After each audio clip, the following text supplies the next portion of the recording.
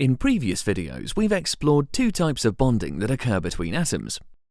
We've looked at ionic bonding, which occurs between a metal and a non-metal element, and involves the transfer of electrons between atoms to form oppositely charged ions.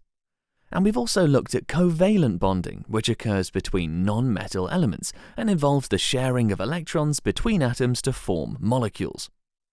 In this video, we explore a third type of atomic bonding, called metallic bonding. This is the bonding that occurs between the atoms of a metal element.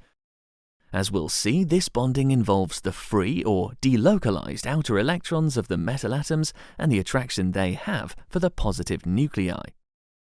So, let's take a close-up look at metallic bonding.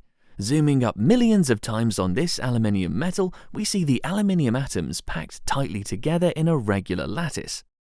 To understand the atomic bonding that holds this lattice together, we need to consider the electron arrangement of the metal atoms. Aluminium atoms, with 13 protons and 13 electrons, have 3 outer or valence electrons. Metals have only a weak hold on their valence electrons, and as a result, they become detached from the atom and move freely throughout the structure. This leaves the remaining core of each aluminium atom with a positive 3 charge.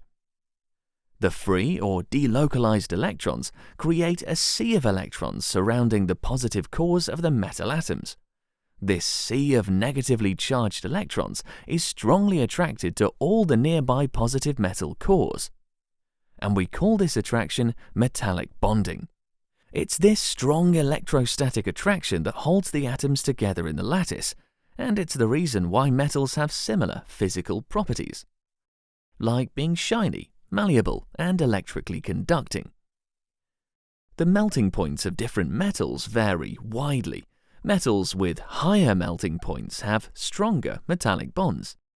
Sodium metal only needs to reach 98 degrees Celsius to overcome the metallic bonds sufficiently to enter the liquid phase, while magnesium, with stronger metallic bonding, needs to reach 650 degrees Celsius to overcome its metallic bonds.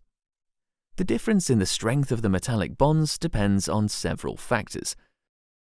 Sodium, a group 1 element, has atoms with 1 outer electron. The outer electron of each sodium atom becomes delocalized in the lattice to give sodium atom cores with a 1+ charge.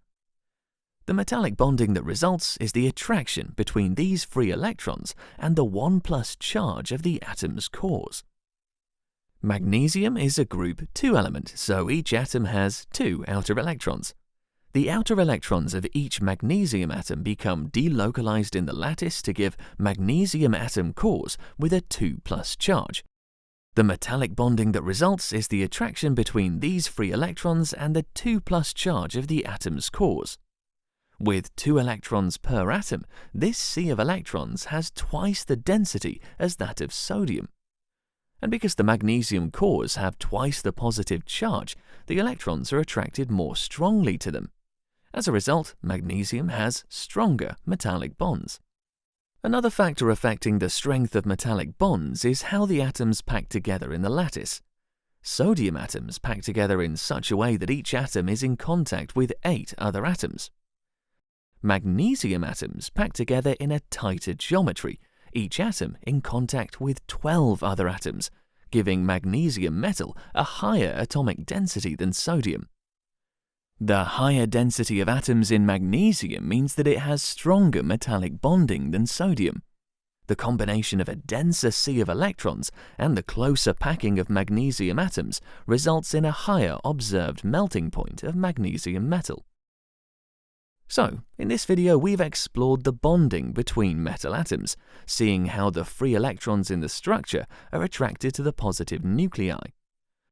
We've also seen why the strength of this bonding varies in different metals. In other videos, we'll show how this bonding explains the properties of metals, like malleability, ductility, and conductivity.